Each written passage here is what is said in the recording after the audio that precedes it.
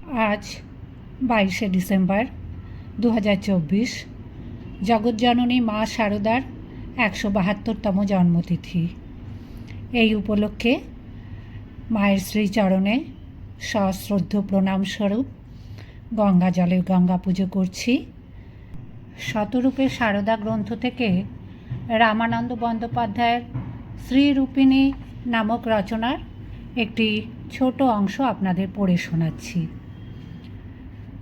শ্রী রামকৃষ্ণ একদিন কিছু পাঠ এনে শারদাকে বললেন, এইগুলো দিয়ে আমাকে শিকে পাকিয়ে দাও, আমি সন্দেশ রাখবো, লুচি রাখবো ছেলেদের জন্যে। শিকে তৈরি হলো, কিন্তু শিকে তৈরি করার পর শারদা দেখলেন অনেকখানি পাটের ফেঁসও পড়ে রয়েছে। সেগুলি ফেলে দিলেন না শারদা, সেগুলি দিয়ে বালিশ তৈরি করলেন তিনি, আর তা ব্যবহার করলেন স্বয়ং। এর মধ্যেই নিহিত আছে কারুশিল্পের একটি গুরুত্বপূর্ণ ইঙ্গিত ও প্রেরণা।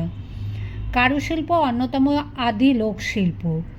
এই কারুশিল্পের মধ্যেই ভারতের শিল্প আত্মার পরিচয় ও বেঁচে থাকা।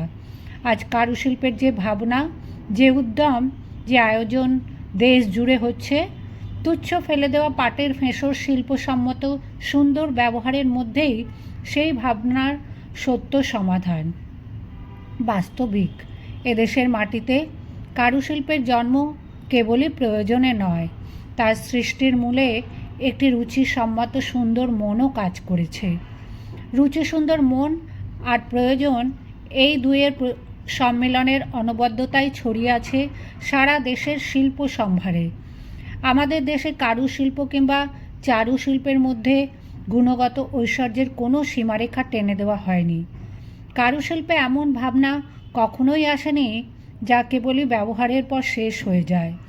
নিরন্তর ভাবা হয়েছে প্রয়োজন সাধনের সঙ্গে সঙ্গে তা রুচি ও সৌন্দর্যের সঙ্গে সংযুক্ত ও দৃষ্টিনন্দন মহিমায় উত্তীর্ণ হলো কিনা। স্বামীজি সেই সত্যের কথাই আমাদের মনে করিয়ে বলেছেন, ওরে, আমাদের আর্টও যে ধর্মের একটা অঙ্গ। যে মেয়ে ভালো আলপনা দিতে পারে তার কত আদর।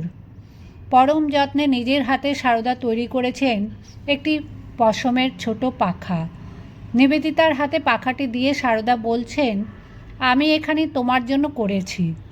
পাখাটি নিয়ে আনন্দ বিহ্বল নিবেদিতা একবার মাথায় রাখেন, একবার বুকে ঠেকান, আর বলেন, কি সুন্দর, কি চমৎকার। শারদা নিবেদিতা সেই ভাব দেখে বলছেন, কি একটা সামান্য জিনিস পেয়ে ওর আহ্লাদ দেখেছ? সামান্য জিনিস হলেও নিবেদিতার কাছে পাখাটি একটি অমূল্য রত্ন, কারণ ওটি শ্রী মায়ের আশীর্বাদ আর ভালোবাসার স্মারক। মায়ের হাতের স্পর্শ ওর মধ্যে ছড়িয়ে রয়েছে। কিন্তু ওই যে বলছেন কি সুন্দর, কি চমৎকার, ওটি হচ্ছে শারদার তৈরি পাখাটির কারুকাজের চমৎকারিত্ব, সুষমা, পরিপাটিত্ব এবং সর্বোপরি তার পেছনে শারদার যত্নশ্রীর সপ্রশংস উচ্ছ্বসিত স্বীকৃতি।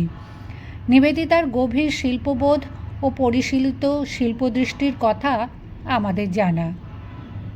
একটি ভক্ত মেয়ে কার্পেটের তৈরি বালগোপালের ছবি শারদাকে দিয়েছেন। দেখে শারদা বললে, আহা, বেশ হয়েছে, কি সুন্দর মুখের ভাব। এখানে লক্ষণীয় শিল্পীর ফুটিয়ে তোলা সুন্দর মুখের ভাব, এর উপর শারদার দৃষ্টি নিবদ্ধ। আমাদের ভারত শিল্পের বৈশিষ্ট্য হলো বাহ্যিক রূপ নয়, অন্তরের ঐশ্বর্যের অনুধ্যান এবং তার আদর্শায়িত অভিব্যক্তি। এই প্রসঙ্গে উল্লেখ করা যেতে পারে যে এই কারণে গ্রিক প্রভাবিত গান্ধার শিল্পের সঙ্গে সনাতন ভারত শিল্পের ভাব প্রকাশের মূলগত তফাৎ ঘটেছিল।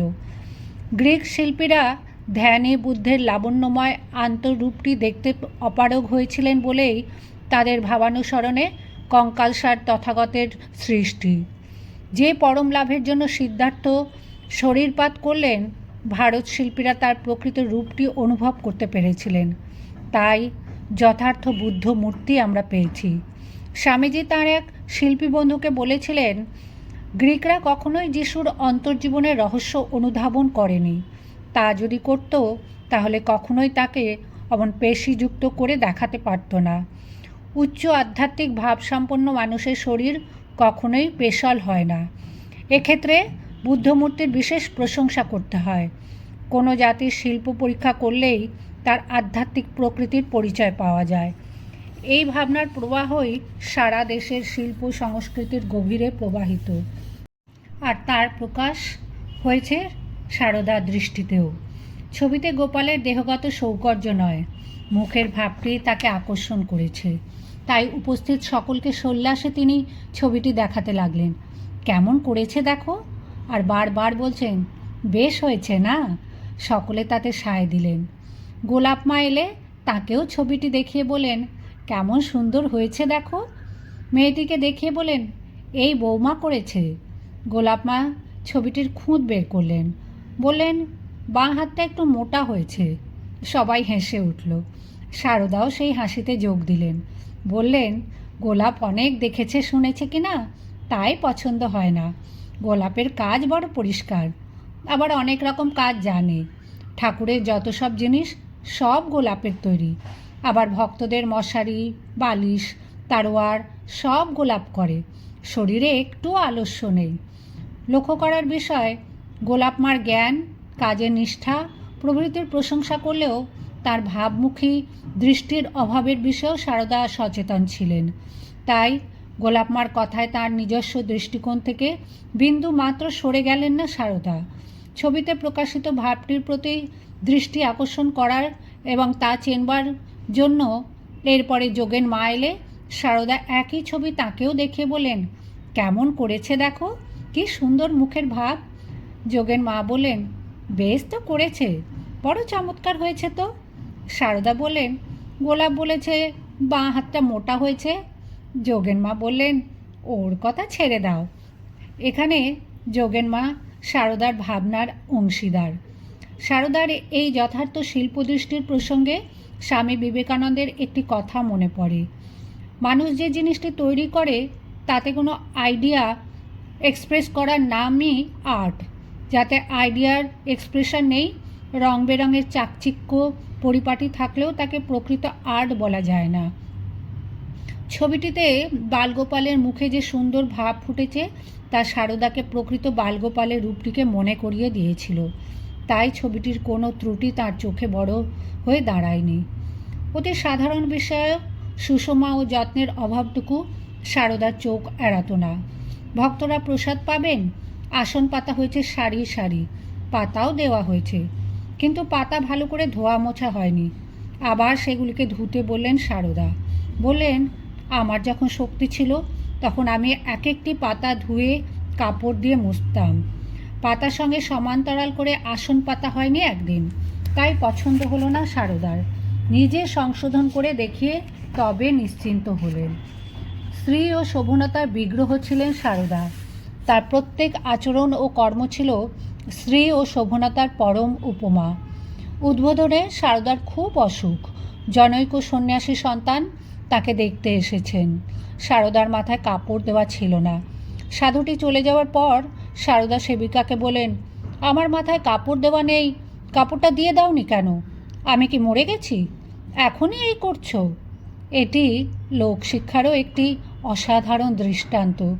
শুধু নিজের আচরণ ও কর্মে নয়, তার আশেপাশে যেসব মেয়েরা থাকতেন তারাও যাতে স্ত্রী ও শোভনতার সীমা লঙ্ঘন না করেন সে বিষয়েও তাদের সচেতন করে দিতেন সারদা। একদিন উদ্বোধনের বাড়িতে রাধু খুব জোরে মল বাজিয়ে ওপর থেকে নিচে নামছিল। বিরক্ত হলেন সারদা। বললেন রাধু, তোর লজ্জা নেই? নিচে সব সন্ন্যাসী ছেলেরা রয়েছে আর তুই মল পরে দৌড়ে নামছিস। ছেলেরা কি ভাববে বলতো? তুই মল এখনই খুলে ফেল। শ্রীরূপিণী সারদা শ্রী সর্বত্র। কি বৃহৎ কর্মকাণ্ডে, কি তুচ্ছতম আটপৌরে ঘটনায়, যা সাধারণের গ্রাহ্যের মধ্যে আসে না, এমনকি ভাবনায় উমকি পর্যন্ত দেয় না।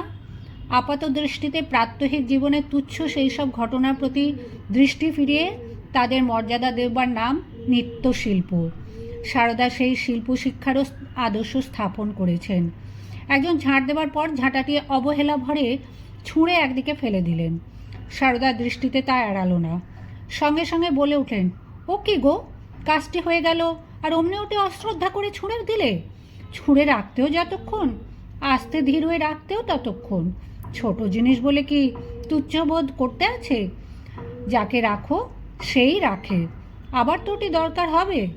তাছাড়া এ সংসারে ওটিও তো একটি অঙ্গ, সেদিক দিয়েও তো ওর একটা সম্মান আছে। যার যা সম্মান তাকে সেটুকু দিতে হয়, সামান্য কাজটিও শ্রদ্ধার সঙ্গে করতে হয়।